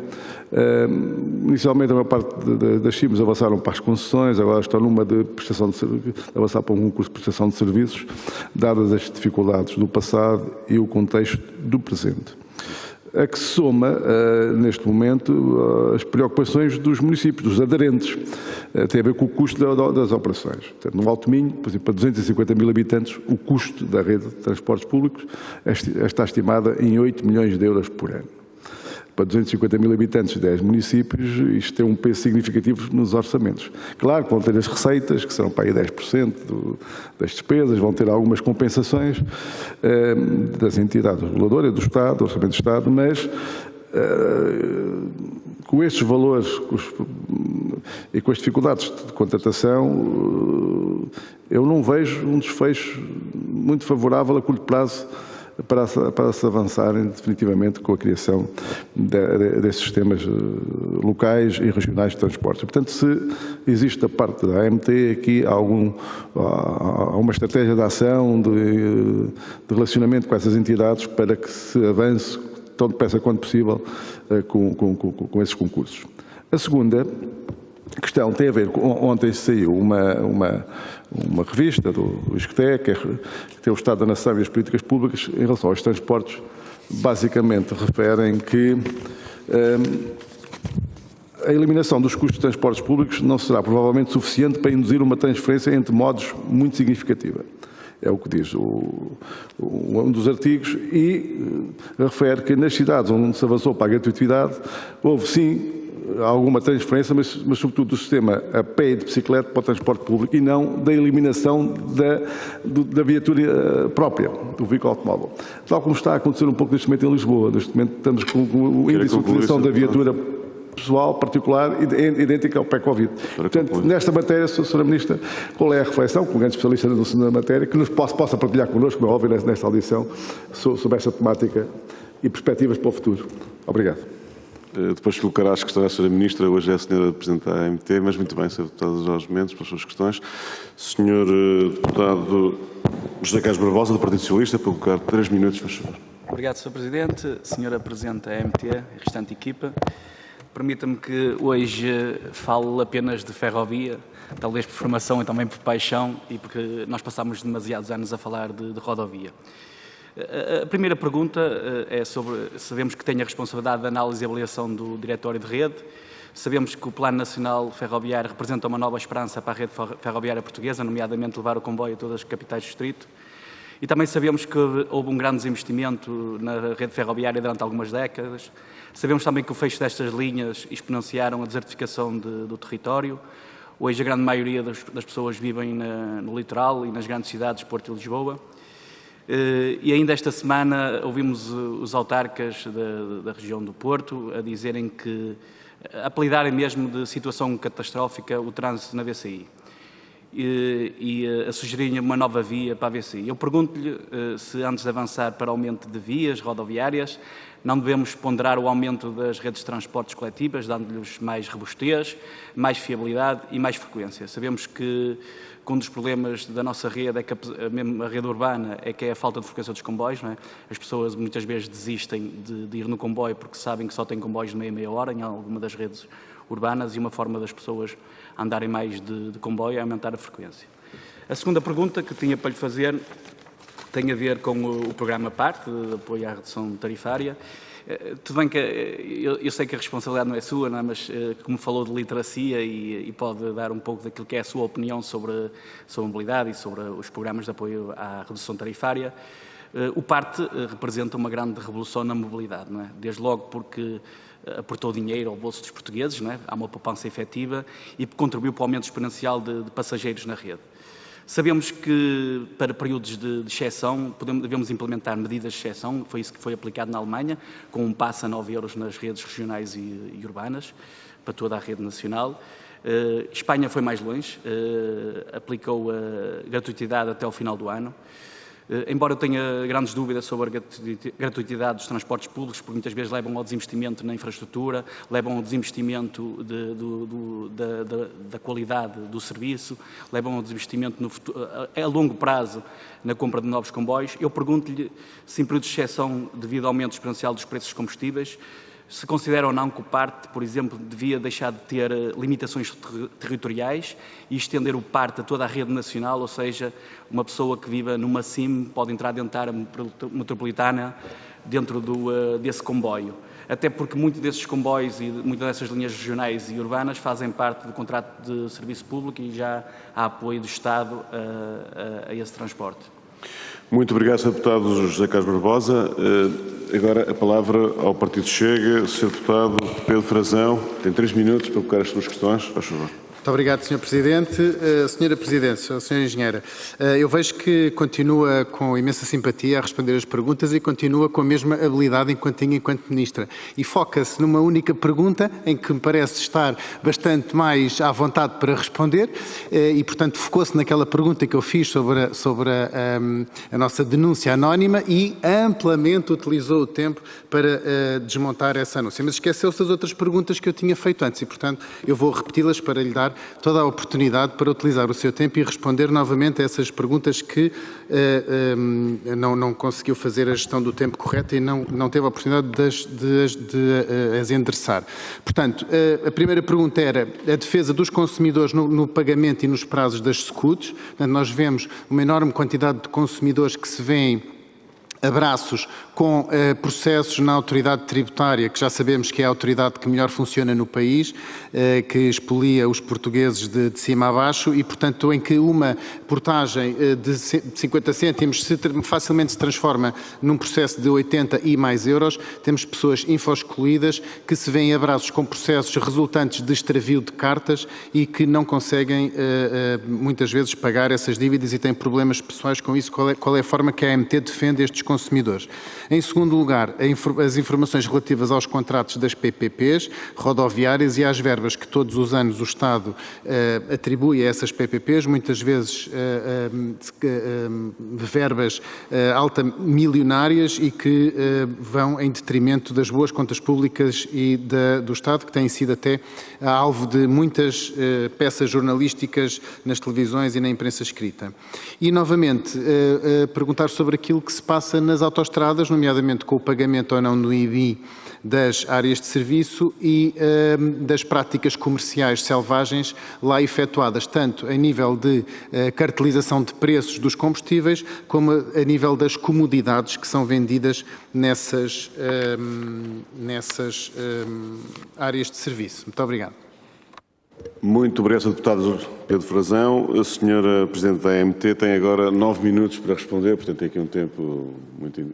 Só mais, antes de lhe dar a palavra, se me permite só dizer que haverá uma última ronda, portanto que eu solicitava aos Srs. Deputados, durante a intervenção da Sra. Presidente da AMT, dar indicação se querem intervir. Está bem? Obrigado. Faz favor, Sra. Presidente. Muito obrigada, Sr. Presidente, e muito obrigada, Srs. Deputados, pelas perguntas que colocaram.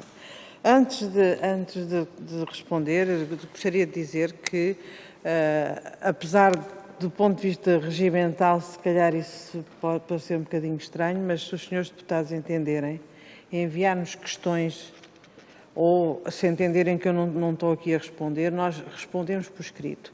Não, eu não estou a escolher conforme à vontade.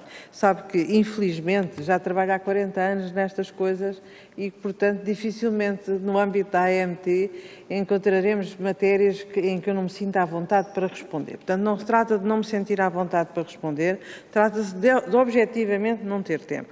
Eu tenho um defeito como professora universitária, que é tentar responder de uma forma completa às questões que nos são colocadas e, com isso, naturalmente, ocupo mais tempo. Essa questão da gestão do tempo tenho a impressão que quando só tinha 3 minutos para falar no plenário é que cumpria, porque de resto não estou a ver que eu estou a cumprir. Sou muito pontual, mas não em termos destas matérias. Bom, mas vamos às questões que foram colocadas. Senhor deputado Jorge Mendes, o senhor tem toda a razão relativamente a essas questões que colocou e, de facto, em termos da criação de novas redes de transportes, existe muito mais know-how nas grandes áreas metropolitanas, dentro das próprias câmaras municipais ou das próprias CIMs, do que nas áreas do interior. E nesta área, como em todas na vida. Nós temos procurado, quer quando foi o início da nova legislação, em que foi feito um périplo por todas as CIMs, com técnicos da AMT a explicar todos os procedimentos que eram necessários fazer, todas as questões que eram necessárias abordar, a formatação, o processo, tudo isso foram feitas algumas sessões, aliás, muitas sessões em todo o país relativamente a essa matéria. Temos que dar um passo em frente e o passo em frente, de facto, é um apoio também ao planeamento e à procura de financiamento. Não sei quem é que há pouco, na outra ronda, tinha colocado a questão, não é uma questão de ser, nós não somos apologistas de criar redes de transportes escolares, nós somos apologistas de criar redes integradas em que sirvam todos os cidadãos, por um lado, para podermos cumprir o maior número de componentes do serviço público de transportes e, simultaneamente, servindo todas, quer o transporte escolar, quer o acesso a serviços públicos como de saúde, de apoio profissional, de segurança social, todas essas matérias e, portanto, é criando essas sinergias que nós conseguimos, apesar de tudo, criar um sistema mais sustentável do ponto de vista quer de mobilidade, quer do ponto de vista ambiental, quer do ponto de vista financeiro. Em todo o caso, aquele estudo que referi há pouco das OSP verdes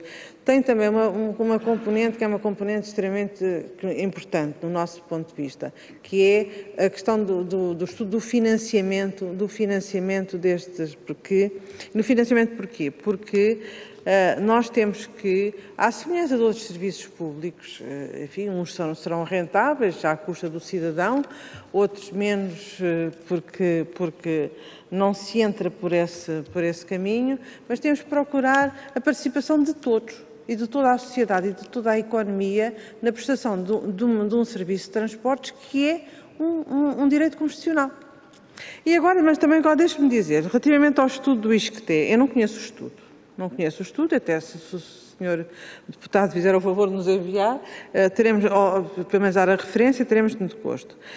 Mas é assim, desde o tempo em que eu fui aluna de transportes no Instituto Superior Técnico, que já lá vai uns anos, foi na primeira metade da década de 80 do século passado que fui aluna no técnico e que me ensinaram que nós não é só fazendo análises internas ao sistema de transportes que nós conseguimos fazer aquilo que são as transferências modais que são necessárias, é ligando a gestão dos transportes à gestão do território e às obrigações e à regulação económica. Só por aí, porque se nós pudermos ter os graus de liberdade todos, isto é, o caminho que quisermos, o percurso que quisermos fazer, a origem, destino, a música, ambiente, tudo isso, nós vamos de transporte individual. E então, se tivermos lugar para estacionar em todo lado e baratinho, então não vamos trocar estes nossos graus de liberdade por um transporte público que tem uma frequência própria, uns horários próprios, um trajeto próprio, paragens próprias, seja ele autocarro, e por maioria de razão, se for um transporte em sítio próprio, ou um metro, ou comboio, coisa que valha. E, portanto, não é uma questão, e a questão não é tarifária, porque salvo melhor opinião, e com muito respeito que eu possa ter pelos técnicos que fizeram esse estudo do ISCTE, em termos financeiros, o sistema de transportes públicos, normalmente, exceto situações anómalas, é imbatível em termos financeiros. Portanto, nós temos que encontrar outra forma de defender o bem maior, mesmo que seja com prejuízo de alguns dos nossos graus de liberdade. E, portanto, se deixarmos na mão do cidadão escolher entre transporte público e transporte individual, quem puder escolher transporte individual, escolhe transporte individual, por muito que isso custe a quem costuma falar e investigar estas coisas. Mas não custa, porque todos nós também sabemos, existem não sei quantos estudos, que é a gestão do espaço público e a gestão da sua utilização é que vai condicionar se nós andamos em transportes individuais ou transporte público. E, portanto, eu, enquanto puder ir para a Baixa, para a Baixa do Porto, de carro, eu irei para a Baixa do Porto de carro. Agora já não vou assim tanto porque o estacionamento é caro. E por ou seja, mas esses são mecanismos de regulação económica que podem ser utilizados, são as tarifas, os preços, o quanto é que custa ir de carro, porque se nós contarmos com o estacionamento, aqui em Lisboa, temos que aqui em Lisboa, e portanto, não é comparando aquilo que gasto de vir de carro ou aquilo que gasto de vir de transporte público que vou tomar a decisão. É se posso ou não posso ir de transporte público.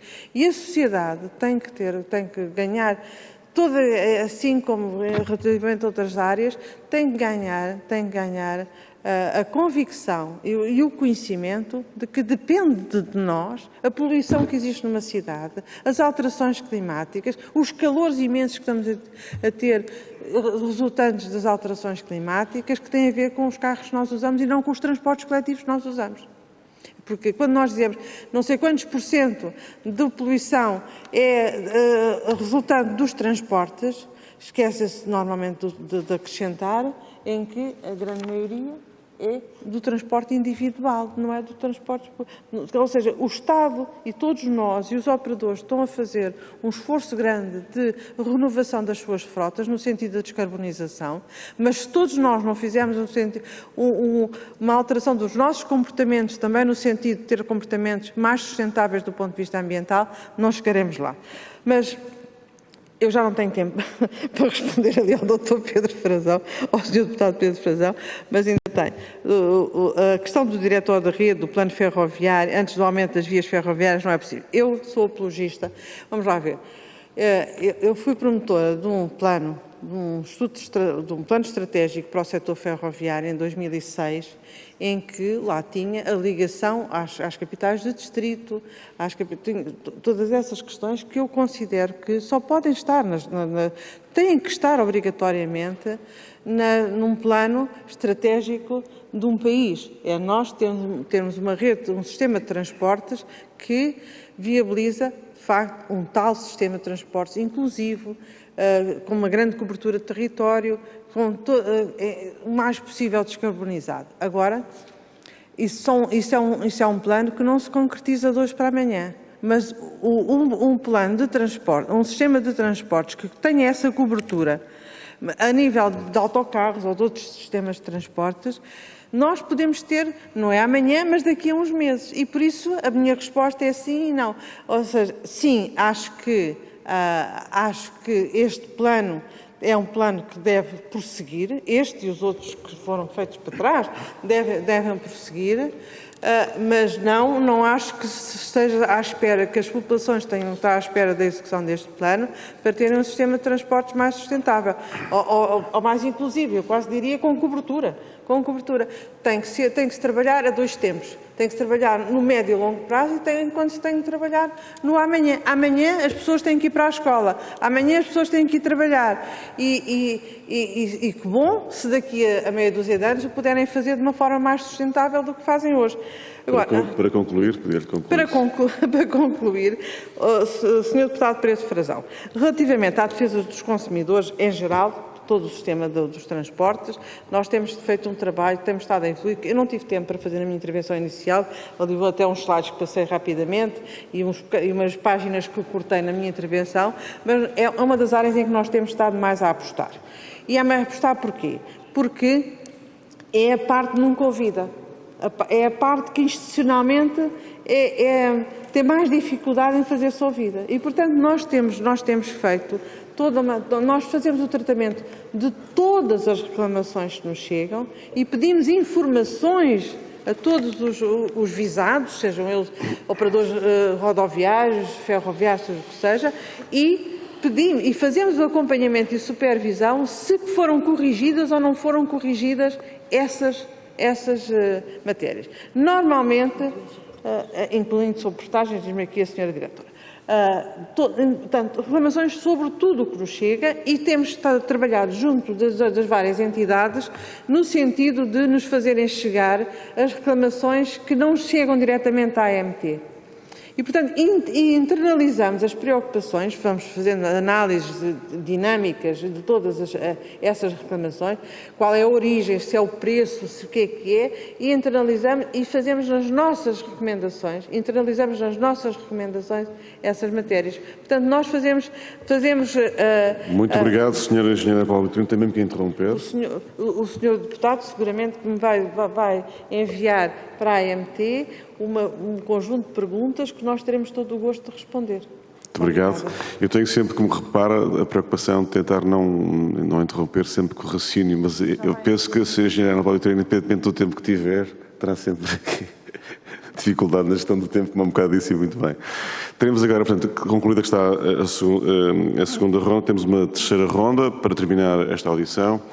Tenho a inscrição de dois senhores deputados, o deputado Jorge Mendes e o deputado José Carlos Barbosa. Não tenho mais nenhuma inscrição, portanto, são estas duas.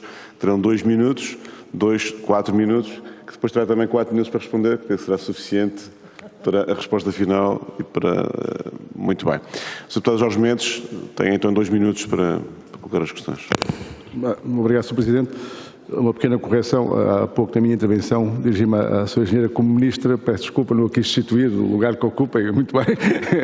Embora Sr. Ministra tenha outros entusiasmos, porventura, mas peço desculpa. Sr. Ministra, a questão que deixava aqui tem a ver com, Sr. Presidente, a AMT, para cumprir a sua missão de regulador independente com jurisdição nos mercados da mobilidade e dos transportes, para cumprir na plenitude da sua missão, tal como está preconizada, considera que esta Casa pode dar, do ponto de vista legislativo, ainda mais algum contributo ou tem todo o enquadramento legal, em termos de curto e médio prazo, que necessita para exercer o seu mandato? Com plenitude, para atingir a eficácia desejada. É só. Muito obrigado. Muito obrigado, Sr. Deputado Jorge Mendes. Capacidade de síntese é possível também. Sr. Deputado José Carlos Barbosa, faz favor, tem 2 minutos. Está ela. Sr. Presidente, Sra. Presidente, uma vez que a AMT participa no Fórum de Corredor Atlântico da Rede Transeuropeia, eu sei que esse fórum tem mais a ver com o corredor de mercadorias, tá? Eu queria lhe fazer só uma pequena pergunta sobre o Sudexpress. Sabemos que a CP e a Renfe acabaram com o Sudexpress durante o período de pandemia, muito até por culpa da Renfe, porque a operação era deficitária e a Renfe decidiu não acompanhar e não continuar com esse serviço. Sabemos que há uma grande aposta da Deutsche Bahn, da OBB, da Trenitalia, da própria CNCF na recuperação de carruagens, para reforçar os comboios noturnos, e o que é certo é que nós somos um país periférico, ainda ficamos mais periférico quando deixamos de ter esta ligação à Europa. A pergunta que lhe faço é uma pergunta simples, e uma vez que nós temos carruagens, estamos a recuperar carruagens, algumas liteiras, outras de grande conforto e outras de compartimentos, a pergunta que lhe faço é que se vê com bons olhos a inserção no contrato de serviço público do comboio Sudexpress no futuro.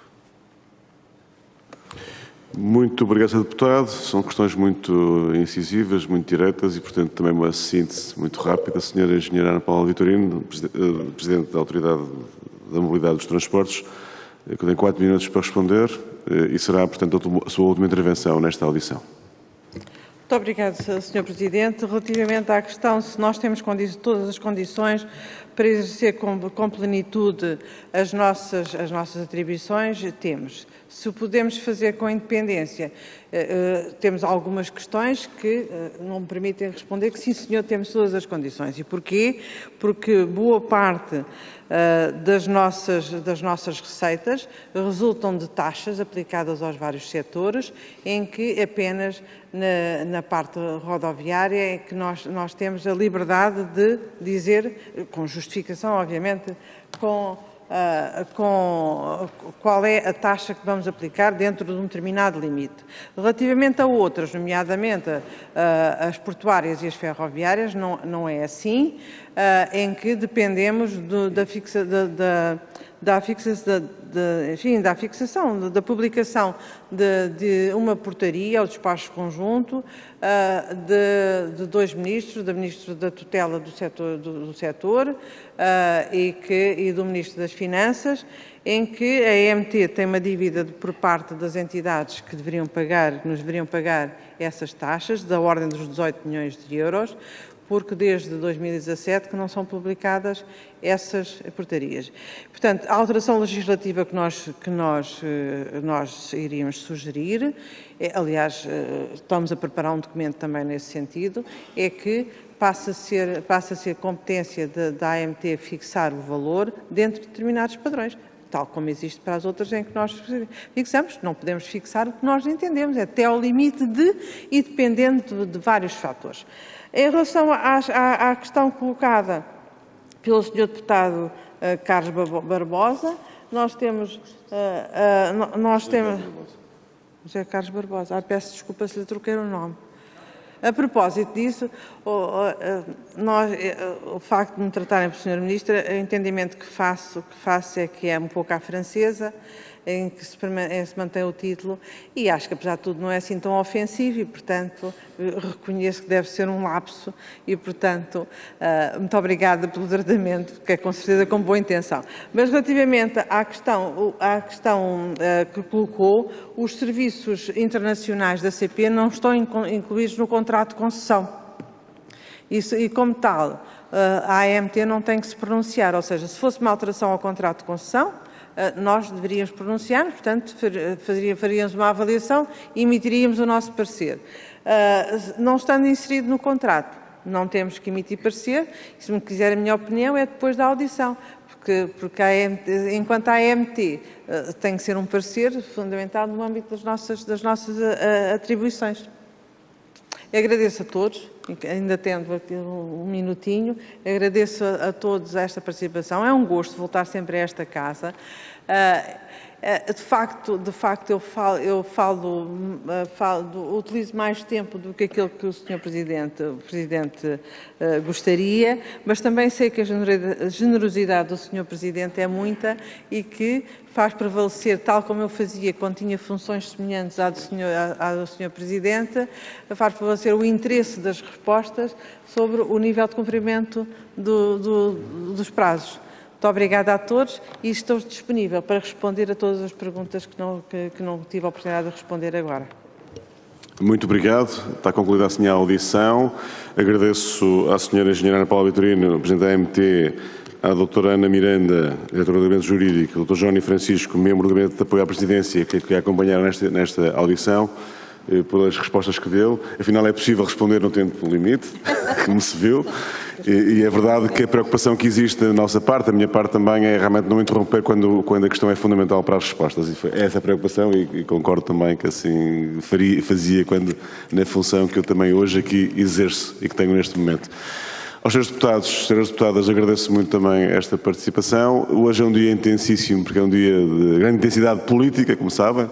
O debate de Estado da Nação logo à tarde, da parte da Comissão de Economia, Obras Públicas, Planeamento e Habitação. Esta semana está concluído o nosso trabalho a este nível, digamos, nas comissões. Para a semana tudo recomeça e vamos então ao nosso trabalho. Obrigado a todos.